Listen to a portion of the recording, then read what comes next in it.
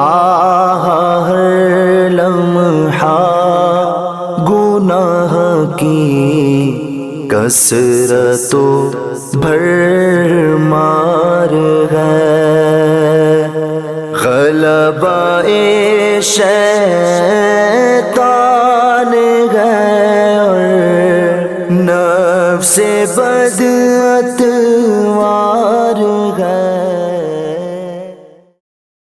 الحمدللہ رب العالمین والصلاة والسلام علی سید الانبیاء والمرسلین، اما بعد فاعوذ باللہ من الشیطان الرجیم، بسم اللہ الرحمن الرحیم، الصلاة والسلام علیک یا رسول اللہ وعلی آلک واصحابک یا حبیب اللہ، الصلاة والسلام علیک یا نبی اللہ وعلی آلک واصحابک یا نور اللہ۔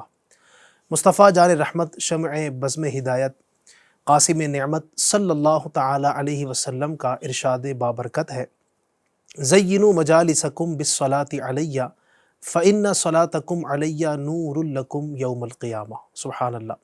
ارشاد فرماتے ہیں ہمارے کریم آقا کہ تم اپنی مجلسوں کو مجھ پر درود پڑھ کر آراستہ کرو، کیونکہ تمہارا مجھ پر درود پڑھنا قیامت کے دن تمہارے لیے نور ہوگا۔ سبحان اللہ، سبحان اللہ۔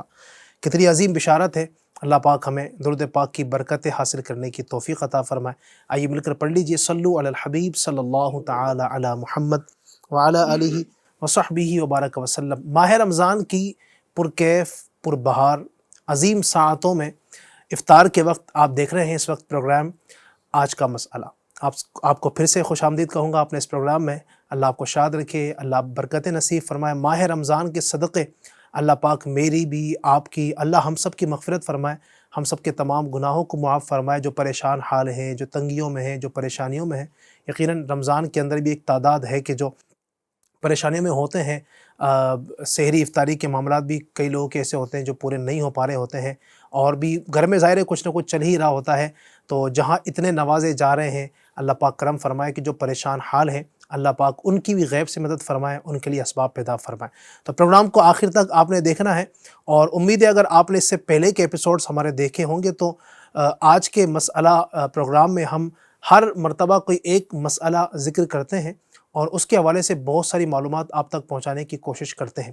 آج بھی بہت ایک اہم مسئلہ ہے جو معاشرے کو بری طریقے سے یوں سمجھیے کہ گھیرا ہوا ہے، اور اس کی بدبو سے معاشرہ بدبودار ہوتا چلا جا رہا ہے۔ لوگ بڑے پریشان ہیں اس مسئلے کی وجہ سے، اور وہ ہے ظلم۔ جی ہاں، کتنا شدید، کتنا خطرناک یہ گناہ ہے کہ کوئی بھی اس کو اچھا نہیں سمجھتا ہے نا۔ ظلم کسی پر کیا جائے یہ کوئی بھی اچھا نہیں سمجھتا ہے۔ یہ بات اور ہے کہ ظلم کرنے والا اس کو کچھ دیر کے لیے اچھا سمجھتا ہو۔ اللہ پاک اس سے محفوظ فرمائے۔ ہمارے ساتھ اس پروگرام میں اس ٹاپک پر گفتگو کرنے کے لیے ہمارے جو مہمان ہیں، مبلغ دعوت اسلامی رکن شورا الحاج سید عارف علی اتاری صاحب حضرت تشریف فرما ہے۔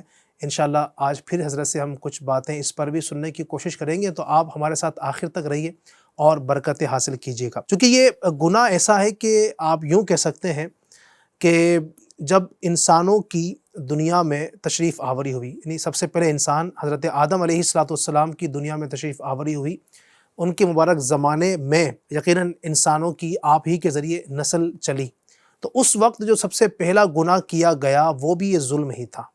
بار بار آپ سنتے رہتے ہیں حابیل اور قابیل کا واقعہ، اس سے پہلے بھی ہم نے بیان کیا ہے۔ وہ تھا کیا؟ اس کی بنا کیا تھی؟ وہ ظلم پر ہی مبنی تھا پورا کا پورا معاملہ۔ یعنی اس نے حسد بھی کیا اپنے بھائی سے، یہ بھی ایک طریقے سے ظلم ہی ہے۔ اپنے بھائی سے حسد کرنا یہ بھی ظلم کی ایک صورت میں آتا ہے۔ اور پھر معاذ اللہ رب العالمین، ظلم کا انتہا درجہ یہ کہ ان کو شہید کر ڈالا حضرت حابیل رضی اللہ عنہ کو۔ تو یہ سلسلہ چلا وہاں سے، پھر یہ ہوتا ہوتا ہر زمانے میں ظلم کی مختلف صورتیں ہوتی رہیں، اور آج کے زمانے میں تو جو صورتیں ہیں اللہ کی پناہ ہے۔ میں سب سے پہلے حضرت چاہوں گا کہ سب سے پہلے تو آپ ناظرین کو ظلم کی تعریف بتا دیں کہ ظلم آخر کہتے کسے ہیں، پھر انشاءاللہ ہم آگے بڑھتے ہیں۔ علی بھائی، ظلم کی تعریف کے متعلق ہماری علماء کا بہت بڑا احسان ہم پر ہے کہ جنہوں نے ہمیں بہت سی چیزیں سمجھائی۔ ظلم کیا ہے، زیادتی کسے کہتے ہیں، اور ناانصافی کسے کہتے ہیں، حق مارنا کسے کہتے ہیں، کس کے کیا رائٹس ہے، یہ اسلام میں ہے، جی، مگر اس کو سمجھایا علماء نے۔ ایسے ایک بہت بڑے عالم دین ہے کہ حضرت شریف جرجانی رحمۃ اللہ تعالی علیہ، انہوں نے ایک کتاب لکھی ہے التعریفات، اس کتاب میں انہوں نے بہت ساری اصطلاحات کی تعریفات بیان کی ہے۔ اسی کتاب میں ظلم کے متعلق آپ لکھتے ہیں کہ کسی چیز کو اس کی جگہ کے علاوہ کہیں اور رکھنا ظلم کہلاتا ہے۔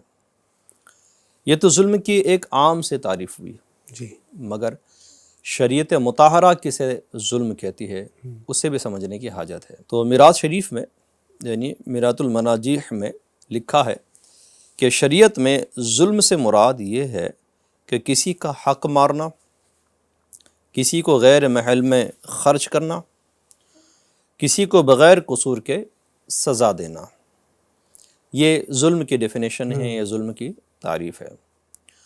ناظرین، اس کے ساتھ ساتھ آج کے سلسلے میں انشاءاللہ ہم وہ ساری چیزیں بیان کرنے کی کوشش کریں گے، میں اور مولانا علی، جسے سن کر یہ محسوس ہوگا اچھا یہ بھی ظلم ہے، ہاں ایسا ہی ہو سکتا ہے۔ اب آپ دیکھیے کہ ظلم کی کیٹیگریز بہت ساری ہے، کون کون سی چیزیں ظلم ہیں، مگر ظلم کا انجام کیا ہے اس کو تھوڑا سا ایک واقعے سے سمجھ لیتے ہیں۔ بعض دفعہ لوگ بہت ایزیلی ظلم کر لیتے ہیں، لیکن ان کا انجام ان کو بڑا بھیانک دیکھنے کو ملتا ہے۔ جیسے ایک مچھیاری نے مچھلیاں پکڑی اور وہ باہر آیا، تو ایسے ایک تھا، اس نے ظلم کے ساتھ مچھلی اسے چھینی اور وہ اپنے گھر لے کر جا رہا تھا، تو مچھلی نے اس کے انگوٹھے کو اپنے منہ میں دبا لیا۔ تکلیف اس کو بڑی ہوئی، جوتوں وہ گھر پہنچا، مچھلی گھر پر رکھی اور فوراً وہ ڈاکٹر کے پاس گیا کہ سوجن بھی چڑھ گئی تھی اور پین بھی بہت ہو رہا تھا۔ ڈاکٹر نے دیکھا کہ یار انگلی تو خراب ہو گئی ہے، اس کو کاٹنا پڑے گی، اس کی انگلی کاٹ دی گئی۔ کچھ دنوں تک کہ وہ عملہ چلتا رہا، لیکن کہیں وہ پھر مسئلہ ہوا، اس پر چوٹ لگی، پہلے وہ جہاں آپریشن کیا گیا تھا تو دوبارہ وہاں درد ہوا، اس ڈاکٹر کے پاس گیا، کہا کہ اب تو یہ پین بڑھ گیا ہے اور ساری چیزیں ہو گئی، یہاں اور ہاتھ کاٹنا پڑے گا۔ اللہ اکبر۔ یوں ہاتھ کاٹتے کاٹتے کاٹتے وہ کندھے تک پہنچ گیا، اس کو بہت زیادہ درد ہوتا تھا۔ تو کسی نے جو سمجھدار بندہ تھا پوچھا کہ یار تکلیف تیری شروع کیسے ہوئی، کہاں سے یہ شروع ہوئی؟ تو اس نے اپنی ساری رودات بتا دی کہ ایک مچھیارا تھا، اس نے مچھلی پکڑی تھی اور ظلم کے ساتھ اس کی مچھلی میں نے لی اور گھر پر آیا اور مچھلی نے میرے انگوٹھا منہ میں لیا تھا، اور وہ پورا واقعہ اس نے بیان کر دیا۔ سامنے والا سمجھدار تھا، اس نے کہا کہ بھائی اگر پہلے تو بتا دیتا تو تیرا یہ ہاتھ کٹنے سے بچ جاتا، اور ابھی بھی چانس ہے کہ اگر تو اس مچھیاروں کو پالے اور اس سے معافی تلافی کر لے تو ممکن ہے کہ آگے کا تیرا معاملہ بچ جائے گا، ورنہ تو یہ درد پورے جسم میں پھیل جائے گا۔ اس کے بعد سمجھ میں آ گئی اور وہ ڈھونڈتا ڈھونڈتا ڈھونڈتا اس مچھیارے تک پہنچ گیا، مچھیارے کے قدموں میں جا پڑا اور اس سے معذرت کی، معافی مانگی۔ تو مچھیارا پریشان تھا کہ بھائی تو ہے کون؟ تو اس نے اپنی پہچان کرائی کہ میں وہی ہوں جب ایک بار آپ نے مچھلیاں پکڑی تھی اور میں نے زیادتی کے ساتھ، ظلم کے ساتھ وہ مچھلی تم سے چھین لی تھی، اور پھر میرا یہ ہاتھ ڈیمیج ہوا مچھلی کی وجہ سے اور یہاں تک پڑا۔ تو مچھیارا اچھا آدمی تھا، وہ رونا شروع کر دیا، اس نے کہا میرے بھائی میں نے تجھے معاف کر دیا۔ تو اس کا ہاتھ تو گیا لیکن آگے کے معاملات سے بچ گئے۔ علی بھائی اس طرح کے کئی معاملات معاشرے میں ہو جاتے ہیں، صحیح، جس کو لوگ سمجھتے اپنی چلتی ہے۔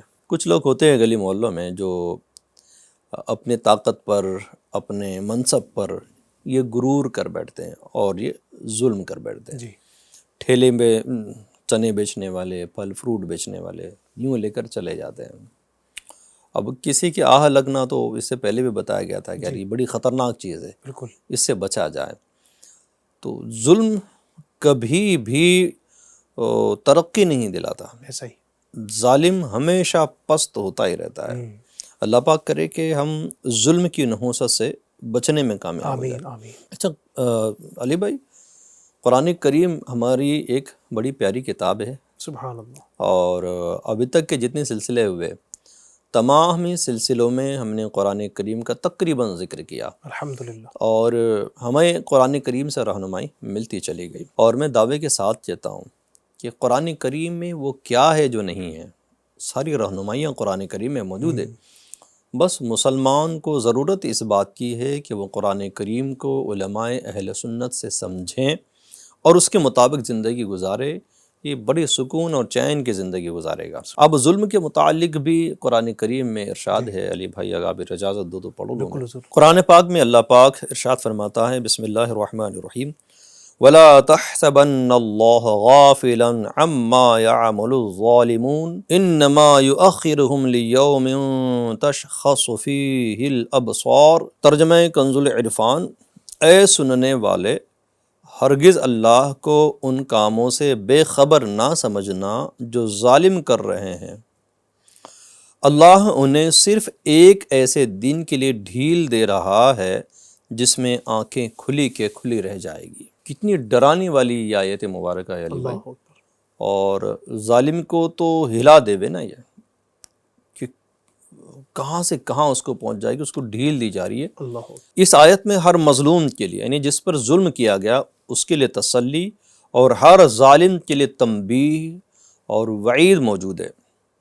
آیت کا معنی یہ ہے کہ اے سننے والے، تم یہ نہ سمجھنا کہ اللہ تعالیٰ ظلم کرنے والوں کو سزا نہیں دے گا، اور نہ ہی ظالموں سے عذاب مؤخر ہونے کی وجہ سے غمزدہ ہونا، کیونکہ اللہ تعالیٰ انہیں بغیر عذاب کے صرف ایک ایسے دن کے لیے ڈھیل دے رہا ہے جس میں دہشت کے مارے آنکھیں کھلی کے کھلی رہ جائے گی۔ اب یہ تو ماشاءاللہ آیت پاک ہے علی بھائی، آپ نے بھی دیکھا ہوگا، میں نے بھی دیکھا ہے، ناظرین میں جو بڑے بوڑھے ہیں انہوں نے بھی دیکھا ہوگا کہ جو اپنے آپ کو کہتے تھے نا، میں ڈاؤن ہوں، میں ایسا ہوں، میں ویسا ہوں، فلاں ہوں، ان کے جوانی میں یا ان کے چلتی میں ان کا بہت کچھ چلا۔ بالکل۔ وہ سمجھتے تھے کہ سب تو اپنے پاس ہے، اپنے کو کیا کسی کی۔ لیکن زمانے نے دیکھا کہ جب ان کی رسی کھینچی گئی اللہ اکبر۔ تو وہ ایسے ذلیل و خوار ہوئے، ہوں۔ ان کو پوچھنے والا کوئی نہیں۔ اب ظاہر ہے کہ ظالم کے ساتھ دعائیں تو ہوتی نہیں ہیں، اس کے ساتھ تو بد دعائیں ہوتی ہیں۔ جی۔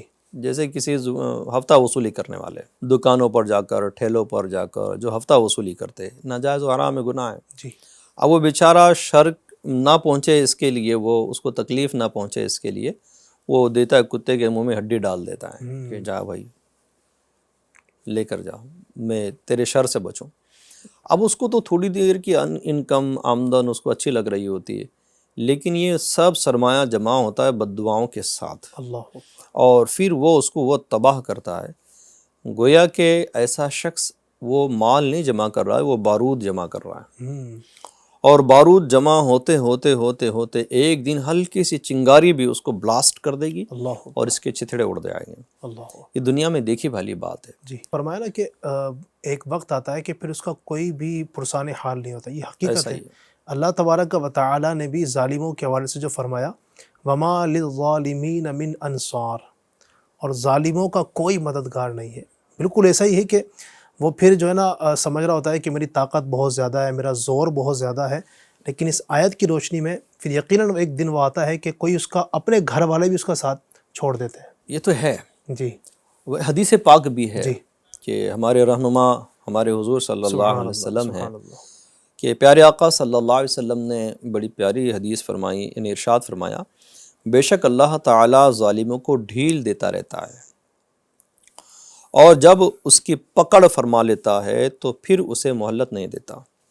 پھر آپ صلی اللہ علیہ وسلم نے یہ آیت تلاوت کی، بسم اللہ الرحمن الرحیم، وَكَذَلِكَ أَخْذُ رَبِّكَ إِذَا أَخَذَ الْقُرَى وَهِيَ ظَالِمَةٌ إِنَّ أَخْذَهُ عَلِيمٌ شَدِيدٌ۔ ترجمہ کنز العرفان، اور تیرے رب کی گرفت ایسی ہی ہوتی ہے جب وہ بستیوں کو پکڑتا ہے جب کہ وہ بستی والے ظالم ہوں، بے شک اس کی پکڑ بڑی شدید و دردناک ہے، بڑی شدید دردناک ہے۔ ناظرین، یہ حدیث پاک اور آقا کریم صلی اللہ علیہ وسلم نے جو آیت پاک پڑھی اور ہمیں سنائیں، اس میں بھی ہمیں بہت کچھ سیکھنے، سمجھنے اور سنبھلنے کا فرمایا گیا ہے۔ اگر ہم کہیں پر کسی پر بھی ظلم کر رہے ہیں اور ہمیں کچھ ہو نہیں رہا ہے، اس کا مطلب یہ نہیں ہے کہ ہمیں کبھی کچھ ہوگا نہیں، یہ تو غفلت میں پڑے رہنے کی بات ہے۔ اور مجھے فرعون یاد آ گیا نا، کتنے 300 سال کے لگ بھگ اس کی حکومت تھی نا، جی۔ وہ ظلم کیسے کرتا تھا، اللہ بڑا جابر بادشاہ تھا، طاقت تھی اس کے پاس، شہرت تھی اس کے پاس، حکومت تھی، اور لمبی عمر بھی اس نے پائی، بہت کچھ اس کے پاس تھا، اس کو ڈھیل مل رہی تھی نا، ڈھیل ملتی گئی، ڈھیل ملتی گئی، ڈھیل ملتی گئی۔ اب جب اس کی رسی کھینچ لی گئی، جب اس کو انجام کو پہنچایا گیا تو کیسا ذلت کے ساتھ مارا گیا، اپنی فوج کے ساتھ دریائے نیل میں غرق ہوا نا، ڈوب کر مر گیا۔ پھر اگر آپ نمرود کا واقعہ دیکھیں گے تو یہ بھی بڑا ظالم و جابر بادشاہ گزرا ہے، جی تو اس نے بھی ظلم کی انتہا کر دی تھی، اور اپنی رعایا پر، اپنی جنتا پر اس نے بہت کچھ قہر اور ظلم زیادتیاں کی تھی، اپنی عبادت کرواتا تھا یہ۔ اب اس کی بھی ہلاکت دیکھیے کسی دردناک انجام میں ہوئی کہ ایک لنگڑا مچھر اس کے ناک میں گھسا اور وہی اس کی ہلاکت کا سبب بن گیا۔ اللہ اکبر، اللہ اکبر، تو اللہ تعالیٰ سب سے بڑا بادشاہ ہے، بے شک، اللہ سب سے بڑا ہے، اسی کے دست قدرت میں رسی ہے۔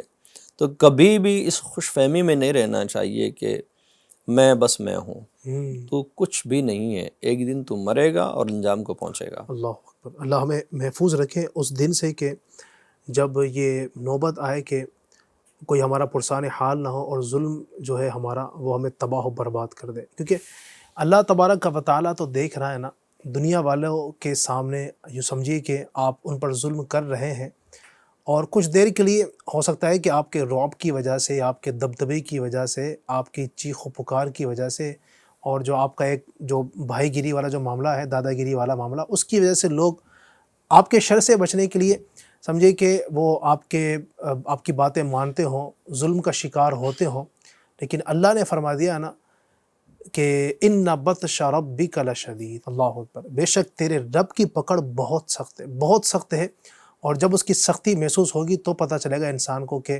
وہ ہے کیا، کچھ بھی نہیں ہے۔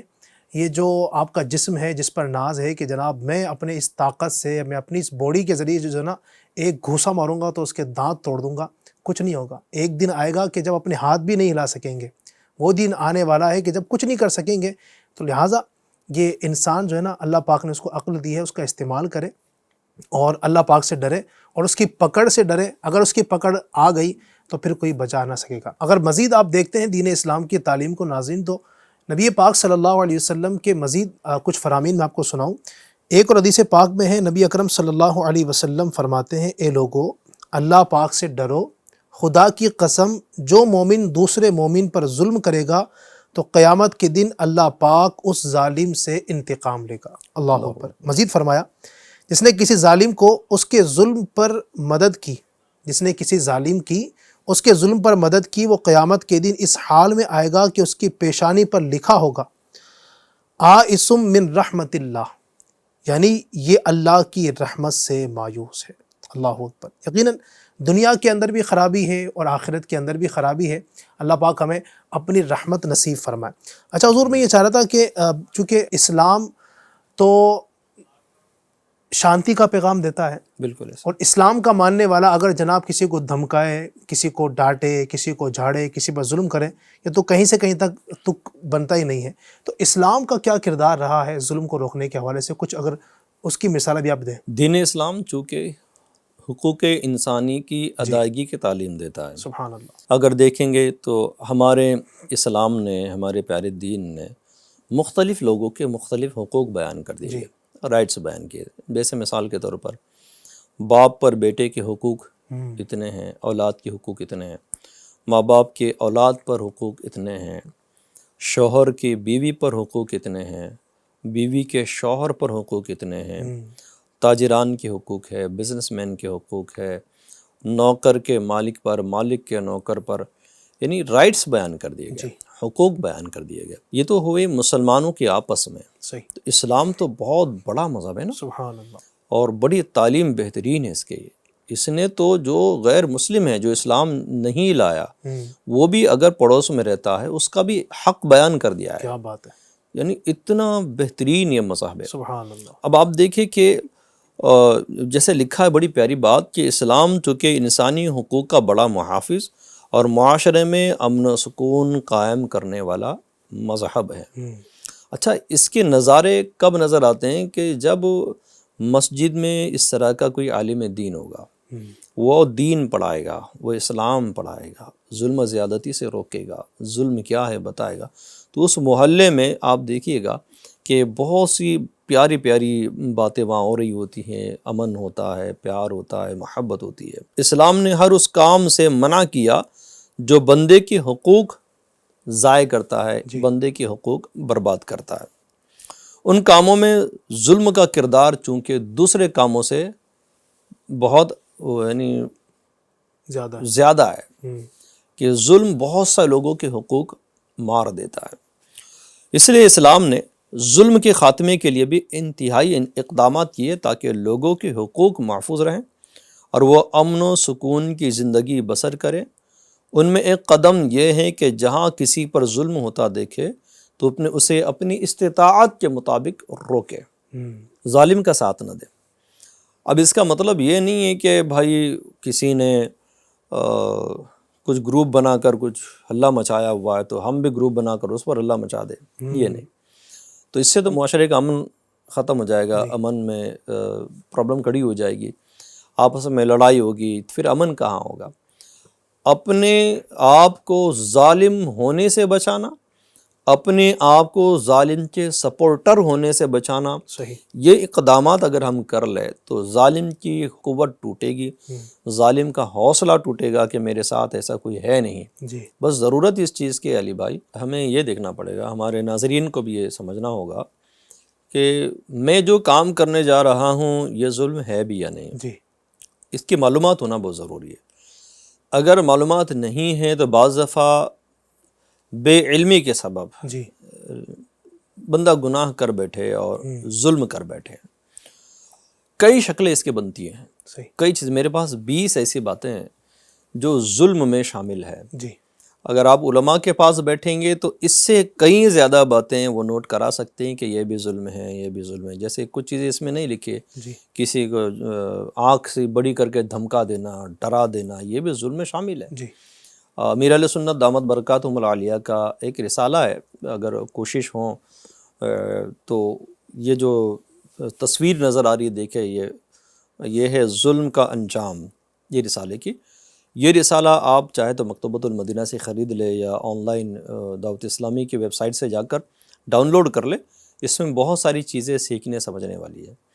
اب آپ ہم نے جو 20 چیزوں کا آج لیا ہے علی بھائی، ایک ایک کر کے ہم لیتے ہیں تاکہ ہمیں اور ہمارے ناظرین کو پتہ چلے کہ یہ بھی ظلم ہے۔ جیسے مثال کے طور پر کمزور کو اس کے حق سے محروم کرنا، یہ بھی ایک ظلم ہے بالکل۔ لیکن بہت سی چیزیں ایسی ہیں کہ بندے کر گزرتے ہیں اور بڑی آفت میں مبتلا ہو جاتے ہیں۔ اب ایک پوائنٹ کو اگر دیکھیں گے نا، اس کو اور اچھا خاصا ٹائم چاہیے گا کہ کمزور کتنی قسم کے ہیں اور اس پر ظلم کیسے ہوتا ہے۔ کمزوروں میں اگر دیکھیں سید صاحب تو آپ نے جو فرمایا کہ کئی قسمیں آ جاتی ہیں نا، کمزوروں میں ایک جو قسم ہے وہ یتیم بھی ہیں۔ ہمارے معاشرے میں ظاہر ہے کہ ایک وقت آتا ہے کئی لوگ یتیم بھی ہو جاتے ہیں، اور یتیموں کا مال کھانا، کیونکہ اب سرپرست اس کا تھا، والد تھا، اس کے ظاہر ہے اب جو اس کی وراثت میں حصہ بنے گا وہ تو ہے اسی کا، اس بچے کا ہی ہے، اب اس کے مال کو کھا جانا یہ کتنی بڑی زیادتی ہے، اور ظلم کے ساتھ کھا جانا۔ اور ان کے لیے پھر اللہ تبارک و تعالیٰ نے بھی قرآن پاک کے اندر وعید بیان فرمائی نا، ان الذین یأکلون اموال الیتامی ظلما انما یأکلون فی بطونہم نارا، کہ جو ظلم کے ساتھ یتیموں کا مال لے لیتے ہیں، کھا لیتے ہیں، وہ اپنے پیٹوں میں آگ بھر رہے ہوتے ہیں۔ تو ظلم و زیادتی جو ہو رہی ہے، یقیناً ایک بہت بڑا طبقہ جو شکار ہو رہا ہے کمزوروں کا، وہ یتیم بھی سمجھے کہ کہے جا سکتے ہیں، اس میں اور بھی بہت بڑی تعداد اس میں شامل ہے۔ اب جیسے ایک بہن ہے بیچاری کمزور ہے، حق نہیں دے گا تو کیا کر لے گی، کیا بگاڑ لے گی؟ اس طرح بولتے ہیں نا، کون کیا بگاڑتا ہوں میں دیکھتا، کوئی کچھ بگاڑنے والا نہیں ہے، اے ظالم تو ہی اپنے ہاتھوں سے اپنا بگاڑے گا، کون کیا بگاڑے گا؟ اور جب تیری کمزوری ہوگی، کمزوری کے دن ہوگے تو تجھے بہت پچھتانا پڑے گا۔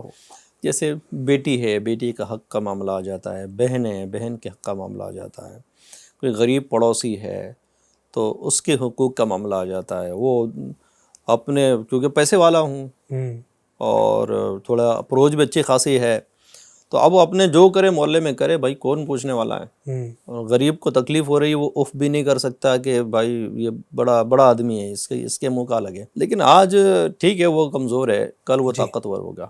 میں نے یہ سنا تھا علی بھائی کہ ظالم کتنا ہی بڑا ہو اور کتنا ہی طاقتور ہو، کتنا ہی مضبوط ہو، مظلوم اکیلا نہیں ہے۔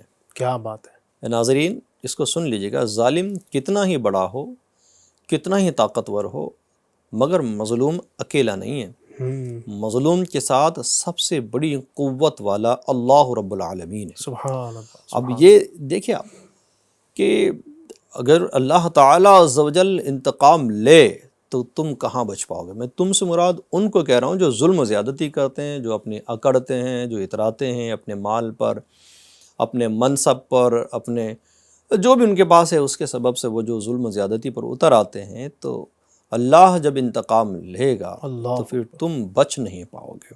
بڑے بڑے جابروں کی مٹی پلید ہو گئی ہے، تمہارا حشر کیا ہوگا وہ خدا ہی جانے۔ تو بہتر ہے اس سے پہلے کہ اللہ کی بارگاہ میں رجوع لاؤ۔ رمضان المبارک کے پیارے پیارے دن چل رہے ہیں، جن کے ساتھ ظلم کا معاملہ یاد آ رہا ہے ان سے جا کر معافی تلافی کر لیں۔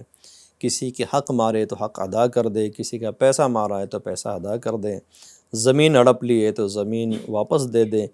دنیا ہے، کوئی اگر یہ کہہ بھی دے ڈر گیا، آپ کہہ دو ڈر گیا بھائی، اللہ سے ڈراؤ، بندے سے تھوڑی ڈراؤ۔ سبحان اللہ، کیا پیاری بات یاد آئی علی بھائی، کیا بات، کہ جو اللہ کے لیے جھکتا ہے اللہ اس کو بلندی عطا کرتا ہے۔ سبحان اللہ، سبحان اللہ۔ ظلم کی جو کیٹیگریز بیان ہو رہی ہیں میرے پاس، جو 20 میں سے ایک تو بیان کر دی۔ جی، ایک ہے غریب کی مجبوری کا فائدہ اٹھانا، یہ بھی مجبوری ہے۔ جیسے کسی غریب آدمی کو جاب پر رکھا ہے، جی، جاب کا ٹائم ہمارا 9 سے لے کر دوپہر میں 3 بجے تک ہے، یہ اس کا جاب کا ٹائم ہے۔ اب آدمی غریب ہے، اس کو جاب کہیں اور نہیں ہے، تو اس کی مجبوری کا فائدہ اٹھانا ہوگا کہ بھائی آج تھوڑا 8 بجے جلدی آ جانا، مال آنے والا ہے۔ بھائی میں فلاں جگہ پر جا رہا ہوں، آج تھوڑا سا تم 3 کی جگہ 5 بجے گھر پر چلے جانا۔ وہ چوں چاؤں کچھ بھی نہیں کر سکتا، اور ہمیشہ کا اس کا ایسا ہو گیا ہے۔ یہ تو اس کی مجبوری کا فائدہ اٹھانا ہو گیا۔ اس امپلائی پر، اس مزدور پر، اس ورکر پر آپ زیادتی کر رہے ہیں، ظلم کر رہے ہیں۔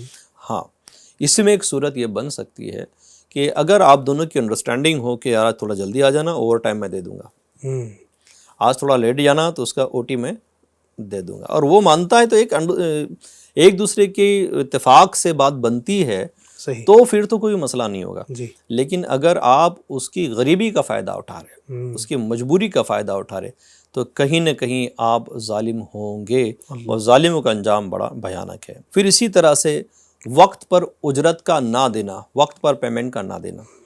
کچھ لوگوں کو دیکھا ہے علی بھائی کہ خالی مزدوروں کو دھکے لگواتے، آج آ جا، صبح آ جا، شام میں آ جا، سیٹرڈے کو دوں گا، سنڈے کو دوں گا، آج انتظام نہیں ہوا ہے۔ حالانکہ اس کے بینک میں پیسہ پڑا ہوا ہوتا ہے، اس کے گھر کی جو تجوری اس میں پیسہ رکھا ہوا ہوتا ہے، دینے میں کیا ہے۔ ماشاءاللہ ہمارے اسلام نے کتنی پیاری تعلیم دی سبحان اللہ، کہ مزدور کا پسینہ سوکھنے سے پہلے پہلے اس کی پیمنٹ کر دی جائے، سبحان اللہ، سبحان یعنی لیٹ نہ کیا جائے، اس کا حق ہے اس کو دے دیا جائے۔ اگر نہیں دیں گے تو یہ بھی ظلم میں شمار ہوگا۔ جی، کیا خیال ہے؟ بالکل ایسا ہی شمار ہوگا، چونکہ اس کا حق تو مر رہا نا۔ اور یہ میں سوچ رہا تھا، بھی آپ گفتگو فرما رہے تھے، اچھا اس کی جو مزدوری ہے وہ ہوگی کتنی؟ ایک ورکر جو کام کرنے والا ہے، زیادہ آپ مان لیجیے 20,000 ہوگی، 25,000 ہوگی، 10,000 ہوگی، اب وہ جس طرح کی نوعیت کا کام کر رہا ہے، اب اس کی ٹھاٹ باٹ ہے، گھر میں اے سی بھی لگا ہوا ہے، جناب ان کے باس صاحب کے گھر میں اچھی گاڑی سے روزانہ آتے ہیں جاتے ہیں، اب اس کو بیچارے کو 15,000 جو اس کا حق ہے اس کو دینا ہی ہے، کوئی آپ احسان نہیں کر رہے اس کو دے کر، وہ تو اس کا کام کے بدلے میں آپ کو دینا ہی ہے، تو 10, 15, 20,000 دینے میں خواہ کی لیٹ اور اپنی عیاشیاں چل رہی ہیں۔ تو یہ یعنی ایک فطری طور پر بھی دیکھا جاتا ہے کہ عجیب سی بات ہے نا، کہ جو بیچارہ جو اس کی مزدوری بنتی ہے پہلے اس کو دیں۔ اور دین اسلام کی تعلیم سبحان اللہ جو بار بار سنتے ہیں، فرمایا کہ مزدور کا پسینہ سوکھنے سے پہلے اس کی مزدوری ادا کر دو۔ سبحان اللہ، اللہ کرے کہ ہم اس پر عمل کرنے والے بن جائیں۔ تو یہ پھر آپ اگر دیکھیں گھریلو زندگی میں جی، کہ گھریلو تشدد، گھر میں بیوی پر، بچوں پر، ماں پر، باپ پر، بہن پر جو بیجا کی سختی ہے، ماں باپ پر تو سختی ہونی ہی نہیں چاہیے، جی، لیکن دیگر افراد ہے ان پر بھی سختی ہوتی ہے۔ بعض لوگ ایسے ہوتے ہیں علی بھائی کہ گھر میں آنے کے بعد ہی ان کا موڈ بدل جاتا ہے۔ جی، اب بیچاری بیوی دن بھر کام کر کے تھک چکی ہے، وہ آپ کی ایک مسکراہٹ سے اس کے تھکن دور ہو جائے گی۔ اب آپ یہ بہانہ بنا کر آتے ہو کہ یار باہر سے میں بہت ٹینشن میں ہوں، میں اسٹریس میں ہوں، میں ایسا ہوں، اور اس کو باتیں سناتے ہو۔ یار اگر اس نے کھانے میں کچھ 2 چیزیں آگے پیچھے کر دیے، اس کا سبب تو پوچھو کہ کیا ہوا۔ صحیح، آپ ڈائریکٹ اس پر چڑھائی کر دو گے تو یار تو یہ تو بالکل غیر اخلاقی کام ہوا نا۔ بالکل، اور بعض تو ایسے ظالم ہوتے ہیں کہ بیلن سے مارتے، اللہ، لکڑی سے مار رہے ہوتے. ارے وہ بیوی تمہارے لائف پارٹنر ہے، وہ کوئی جانور تھوڑی ہے، جانور کو بھی مارنے کی اجازت ایسی ہے نہیں. اور بعض کا غصہ آتا ہے، منہ میں ٹھائے ٹھائے ٹھائے مار رہے ہوتے، یہاں مار رہے ہوتے، وہ بیچاری چیخ رہی ہوتی، چلا رہی ہوتی. مفتی قاسم صاحب نے بڑی پیاری بات فرمائی تھی، غالباً سورۃ النساء کی 19ویں آیت میں تفسیر میں یہ ذکر ہے، غالباً یہی آیت مبارکہ یا کوئی اور بھی ہو سکتی. فرماتے ہیں کہ یار اسلام نے کتنی اچھی تعلیم دی، لیکن بعض شوہر ایسے ہوتے ہیں جو فرعون بنے گھوم رہے ہوتے اور بیچاری وہ مظلومہ بن کر اس کے پیچھے پیچھے لگی ہوئی ہوتی، اللہ، ڈانٹ رہے ہوتے ہیں، مار رہے ہوتے، کبھی اس کے باپ پر تانا کس رہے ہوتے، کبھی اس کی ماں پر تانا کس رہے ہوتے، کبھی اس کے حسن و جمال پر تانا کس رہے ہوتے. تو یار یہ غلط ہے، یہ صحیح نہیں ہے. تو کبھی بچوں کو ایسا مارتے ہیں، یا منہ میں مارنے کا ذکر کیا میں نے، تو منہ میں مارنا کہاں جائز ہے نا علی بھائی؟ بالکل تو جائز نہیں. جانور کے منہ پر بھی مارنے کی اجازت نہیں ہے. تو یہاں تو بیوی کا منہ تو ایسا لگ جائے کہ بھائی وہ تبلا ہے، ٹھا مار دے پکڑ کر. یہ درست تو نہیں ہے، اس طرح کا نہیں کرنا چاہیے. اور اگر کچھ یاد آ رہا ہو نبی پاک صلی اللہ علیہ وسلم کو یہ حدیث مبارکہ کہ بیوی کے ساتھ ایسا رہو، سبحان اللہ. یاد آ رہا ہے کچھ؟ مجھے یاد آ رہا ہے کہ میں اپنے گھر والوں کے ساتھ سبحان اللہ. اچھا ہوں. نبی پاک ارشاد فرماتے ہیں خیرکم لأہلہ وأنا خیرکم لأہلی. فرماتے ہیں کہ تم میں سب سے بہتر وہ ہے جو اپنے گھر والوں کے لیے بہتر ہو، اور میں تم سب میں اپنے گھر والوں کے لیے سب سے بہتر ہوں. سبحان اللہ، سبحان اللہ. اور اگر ہم آقا کریم صلی اللہ علیہ وسلم کی گھریلو زندگی دیکھیں گے نا تو خوشی سے پھولے جائیں گے، سبحان اللہ. پھولے نہیں سمائیں گے، خوشی سے پھولے نہیں سمائیں گے. یار دو عالم کے شہنشاہ ہے، اللہ کے محبوب ہے، اور مقام یہ ہے کہ اللہ کے بعد سب سے بڑا مرتبہ جس ہستی کا وہ میرے آقا صلی اللہ علیہ سبحان وسلم. اللہ. اچھا ایک حدیث تو یہ بھی ہے سید صاحب، خیرکم لنسائہ، یہ الفاظ بھی ہیں، تم میں سب سے بہتر وہ ہے جو اپنی عورتوں کے ساتھ بہتر ہو. وَأَنَا خَيْرُكُمْ لِنِسَائِي، اور میں تم میں اپنی عورتوں کے ساتھ سب سے زیادہ بہتر ہوں. یہ بھی میں نے حدیث پاک پڑھی. تو یعنی گھر والوں کے ساتھ بھی اور اپنی بیوی کے ساتھ بھی اچھا رویہ. اب ہمارا ہوتا کیا ہے کہ دنیا تو اچھا کہہ رہی ہے ہمیں، ہر جگہ جاتے ہیں جھک جھک کر مل رہے ہیں، لوگ تعریف کرتے ہیں، لوگ کہتے ہیں کہ بہت اچھے ہیں، نیک آدمی ہیں، اور گھر والے تنگ ہوں. اب نبی پاک فرما رہے ہیں کہ بہتر وہ ہے جو گھر والوں کے ساتھ بہتر ہو. دنیا والے بہتر کہیں تو پھر اس کا بہتر ہونا کسی کام کا نہیں. چل لوگ ہیں اس کے اخلاق کے گرویدہ ہوتے ہیں، جی کیا ملنسار ہے، کیا اخلاق والا اور کیسی اخلاق والی ہے، لیکن گھر میں اس کے مسائل ہو رہے ہوتے ہیں. اللہ اکبر. تو یہ کوئی کمال تو نہیں ہے. بالکل. کمال تو یہ کہ گھر والوں کے ساتھ اگر اخلاق سے پیش آ رہا یا آ رہی ہے تو یہ کمال ہے، کیونکہ وہ باہر والا کیا جانے، اس کے ساتھ تو کچھ منٹ کی ملاقات ہے یا کچھ گھنٹے کی ملاقات ہے، لیکن جن کے ساتھ مستقل رہنا ہے اخلاق وہاں پہچانے جائیں گے، نرمی وہاں پہچانی جائیں گے، ملنساری وہاں پہچانی جائے گی. تو اگر گھر والوں کے ساتھ اچھا ہے تو سمجھ لینا باہر والوں کے ساتھ بھی اچھا ہی ہوگا. صحیح. تو اللہ کرے کہ ہم ظلم و زیادتی سے بچنے والے بن جائیں. آمین. اسی طرح سے عورتوں کو وراثت سے محروم کر دینا، یہ بھی ایک ظلم ہے. بالکل. اسلام کی تعلیمات کیا ہے، اس آیت کو جب پڑھا نا میں نے عش کر کے رہ گیا یار کیا کمال کی تعلیمات اس میں ہیں. عورتوں کے ساتھ زیادتی نہ کی جائے، ان کی حق ان کو دی جائے، مال ان سے چھینا نہ جائے، ان کے حق مہر ان کو دی جائے، مہر کے لیے کسی کو لٹکا کر نہ رکھا جائے. کمال کی باتیں اس آیت پاک میں ہیں. علی بھائی بار بار مجھے قرآن ہی یاد آ رہا ہے، اور ماشاءاللہ آپ بھی قرآن کریم ہی کی طرف ہمیں لے جا رہے ہوں. آپ کا بہت بہت شکریہ کہ ہماری قوم، ہمارے لوگ مسلمان، ایٹ لیسٹ مسلمان ہی صحیح، یہ قرآن کریم کی طرف آ جائے. سبحان اللہ. تو یہ انشاءاللہ اچھی زندگی گزارنے میں کامیاب ہو. کیوں نہ ہو، وہ کہا ہے نا شعر کہ درس قرآن اگر ہم نے نہ بھلایا ہوتا، یہ زمانہ نہ زمانے نے دکھایا ہوتا. اب معاملہ یہ کہ ہم قرآن چھوڑ کر دنیا کی طرف جا رہے ہیں کہ دنیا میں حل ملے گا. سارا حل تو قرآن میں موجود ہے، اس کی طرف آتے ہی نہیں ہے. اللہ عقل سلیم عطا فرمائے ہماری قوم کو. آمین آمین آمین. اب ایک ہے کہ طاقت کے زور پر زمین یا جائیداد ہڑپ لینا، یہ بھی ہوتا ہے. جی. طاقت کے زور پر زمین یا جائیداد کو ہڑپ لینا، پھر جھوٹے مقدمات کرنا.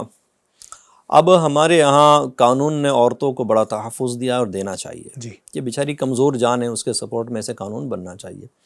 مگر مس یوز کرنے والے کہاں نہیں ہیں، اس کا مس یوز بھی ہو جاتا ہے. جیسے مثال کے طور پر 498 ہے، یہ ایک ہے دھارا ہے. اب وہ عورتوں کو ذرا کچھ ہوا چھ بیچاریاں پھنسا دیتی اس کو. اب وہ بھی گیا, یہ بھی پریشان. تو عورتوں کو چاہیے, مردوں کو چاہیے کہ ایک دوسرے پر یہ ظلم و زیادتی نہ کرے, قانون کا غلط استعمال نہ کرے. صحیح. قانون جس لیے بنایا گیا اس کی علت کو سمجھے اور اس کے مطابق ہی اس کا استعمال ہونا چاہیے. نو ڈاؤٹ اگر آپ پر ظلم ہو رہا ہے تو قانون کا سہارا لینا چاہیے, صحیح. مگر کسی کو پھنسانا نہیں چاہیے. یہ کسی کو پھنسانا یہ بھی ظلم ہے. جی. اور دنیا تو چلے مان لیں گے, دنیا میں الٹی سیدھے آپ سچ بات جھوٹ بات کر کے اپنی بات منوا بھی لو, پٹا بھی لو, لیکن جو دلوں کے بھید جانتا ہے اللہ رب العالمین, اس کی بارگاہ میں ہم تو حاضر دین ہے نا, وہاں کیا جواب دیں گے. اسی طرح سے ہیں سفارش اور رشوت کے ذریعے حق مارنا. پھر اور ہے کم تولنا اور ناپ تول میں کمی کرنا. اس کے بعد ہے مزدور سے طاقت سے زیادہ کام لینا. پھر اس کے بعد ہے بچوں کو مشقت میں ڈالنا. اور ایک ایک بات پر بات کروں تو بہت لمبی بات ہو جائے گی, اب چونکہ بہت وقت کم رہ گیا. رنگ, ذات یا نسل کی بنیاد پر نفرت کرنا. اسی طرح سے اچھا یہ رنگ, ذات یا نسل کی بنیاد پر نفرت کرنا یہ تو ہمارے اسلام میں ہے ہی نہیں. یہ اونچ ہے, یہ نیچ ہے, ایسا کچھ ہے ہی نہیں. اب آپ دیکھیں نا بھائی, اگر کوئی کالا شخص ہے تو اسلام نے اس کو بھی عزت دی ہے, وہ بھی گوروں کا امام بن سکتا ہے. اور ہمارے یہاں کوئی کانسیپٹ ایسا ہے نہیں کہ بھائی یہ امام نہیں بن سکتا ہے. عقیدہ درست ہونا چاہیے, عقیدہ درست ہونا چاہیے. وہ اس شعر کا مصداق ہو, وہ کہتا ہے آقا علیہ السلام کی بارگاہ میں کہ تو زندہ ہے واللہ, تو زندہ ہے واللہ, میری چشم عالم سے چھپ جانے والے.